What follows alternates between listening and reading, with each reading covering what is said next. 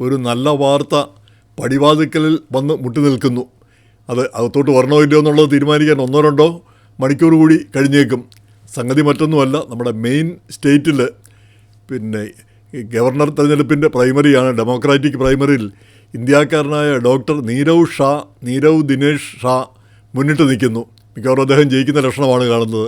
1-2 മണിക്കൂറിലൂടെ എടുക്കുമെന്ന് തോന്നുന്നു ആ റിസൾട്ട് വരുവാനായിട്ട്. ഇപ്പം മറ്റ് സ്ഥാനാർത്ഥികളെക്കാൾ ഏതാണ്ട് 2-3000 വോട്ടിന് മുന്നിലാണ് അദ്ദേഹം നിൽക്കുന്നത്. വളരെ ചെറിയ ജനസംഖ്യയുള്ളൊരു സ്റ്റേറ്റാണ് മെയിൻ. അതുകൊണ്ട് ആ വിജയത്തെപ്പറ്റി നമുക്ക് ഇപ്പോൾ തീർത്തൊന്നും പറയാനാവില്ല. പക്ഷേ 1-2 മണിക്കൂറിൻ്റെ ഒരു കാത്തിരിപ്പേ ഉള്ളൂ, വെയിറ്റ് ചെയ്യാം. അതുകൊണ്ടാണ് അതിനെപ്പറ്റി കൂടുതലൊന്നും സംസാരിക്കാത്തത്. അതിനിടയിൽ നമ്മുടെ വൈസ് പ്രസിഡൻറ്റ് JD വാൻസ്, അദ്ദേഹത്തിന് 4ാമതൊരു കുട്ടി കൂടി അടുത്ത മാസം ഉണ്ടാകാൻ പോകുന്നു. അപ്പോൾ ആ തീരുമാനം എടുക്കുന്നതിൻ്റെ കാരണത്തെപ്പറ്റി അദ്ദേഹം പറഞ്ഞത് വളരെ ശ്രദ്ധേയമായിട്ട് തോന്നി. അദ്ദേഹം പറഞ്ഞത് അദ്ദേഹത്തിൻ്റെ സുഹൃത്ത് ഈ ചാർലി കിർക്ക് കൊല്ലപ്പെട്ടു കഴിഞ്ഞ വർഷം കൊല്ലപ്പെട്ടു. അപ്പം വെടിയേറ്റ് മരിച്ചു. അപ്പം അദ്ദേഹത്തിൻ്റെ വിധവ എറിക്ക കിർക്ക് അവരും ഈ ചാർലി കിർക്കും ഈ അദ്ദേഹത്തിൻ്റെ ഭാര്യ എറിക്ക കിർക്കും നമ്മുടെ JD വാൻസും ഭാര്യയുമായിട്ട് വളരെ അടുപ്പമുള്ള ആളുകളാണ്. അപ്പോൾ എറിക്ക കിർക്ക്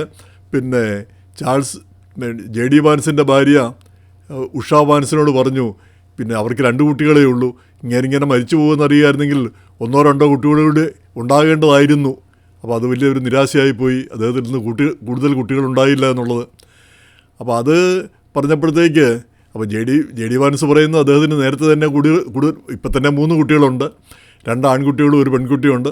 എന്നാലും കൂടുതൽ കുട്ടികൾ വേണമെന്ന് ആഗ്രഹമുണ്ടായിരുന്നു. പക്ഷേ ഭാര്യയ്ക്ക് താല്പര്യമില്ല, 3 പ്രസവിച്ച് ഇനി പറ്റത്തില്ല എന്നാണ് ഉഷ വാൻസ് പറഞ്ഞത്.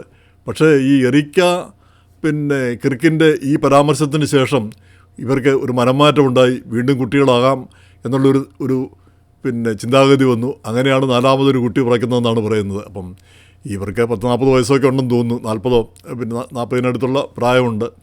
അപ്പോൾ അങ്ങനെ ആ പ്രായത്തിലാണ് വീണ്ടും ഒരു കുട്ടി കൂടി ഉണ്ടാവുന്നത്, 4ാമത്തെ കുട്ടി, അതും ഒരു ആൺകുട്ടിയാണ്.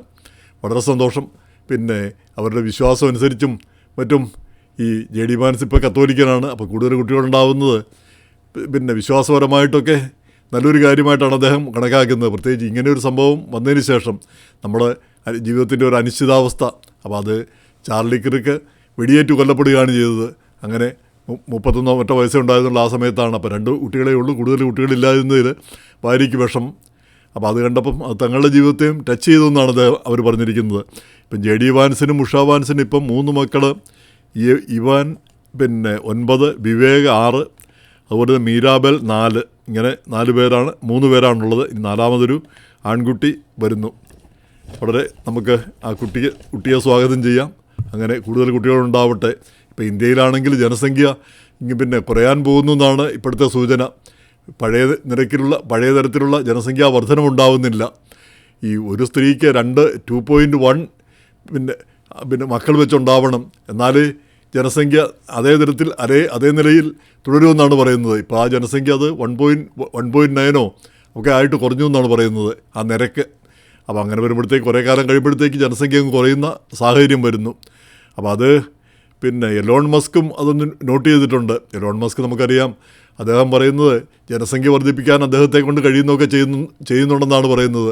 പല സ്ത്രീകളിലായിട്ട് ഒരുപാട് കുട്ടികളൊക്കെ അദ്ദേഹത്തിനുണ്ട്, 1 ഡസൻ കുട്ടികളോ മറ്റോ ഉണ്ട്. അപ്പോൾ അത് ഈ ജനസംഖ്യാ വർധനവിന് തന്നെ കൊണ്ട് കഴിയുന്ന ഇതൊക്കെ ഉള്ളൂ, അത് താൻ ചെയ്യുന്നുണ്ടെന്നാണ് അദ്ദേഹം പറയുന്നത്, അവകാശപ്പെടുന്നത്.